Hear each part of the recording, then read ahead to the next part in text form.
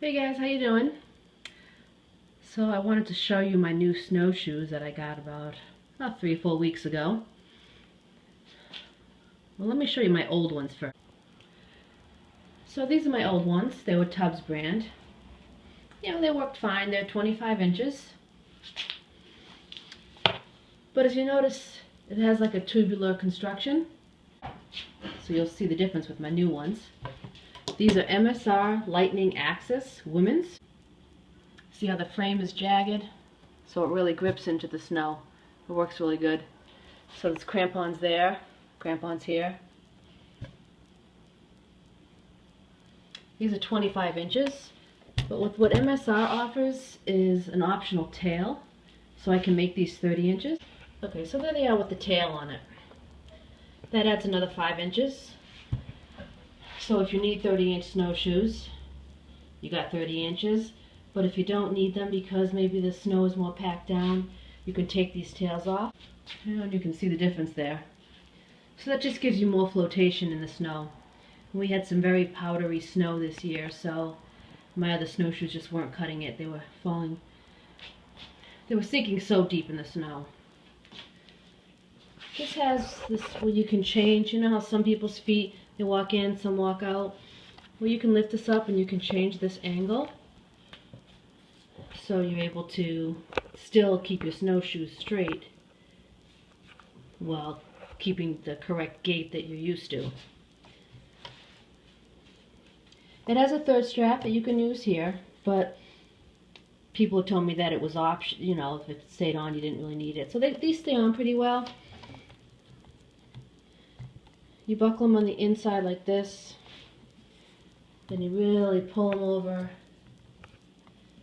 You stick that in, and then you stick the excess through this.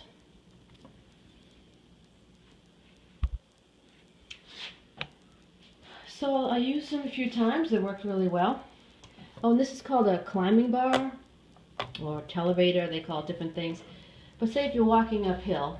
So if you're walking uphill like this, your heels wouldn't really be touching the snowshoe. So you put that bar up and then your heel rests on that bar, and then it adds pressure throughout the whole snowshoe, which gives you more grip. So it's kind of a cool feature. I mean, so these are made for really, you know, off-trail snowshoeing, up and down mountains. Anything that I want to do, I can do with these snowshoes. It's got like it's very springy. It's like a rubbery, plasticky type of flexible material.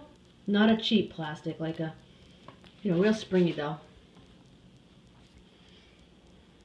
I paid about $180 for these.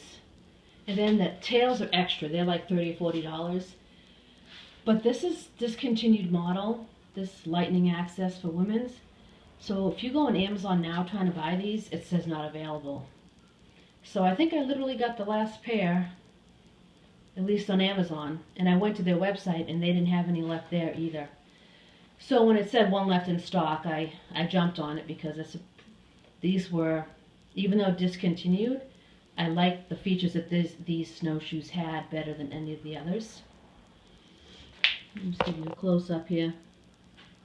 They're a little dirty. But check out, I mean, they don't have any more of these, I don't think, but check out the MSR snowshoes. They seem really high quality. I like the idea of having the tail added on, so if it's packed snow, it makes it a little bit easier. You can just take it off and you can maneuver a little bit easier with shorter snowshoes.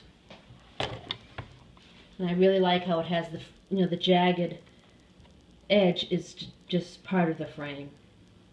So it really grips the snow.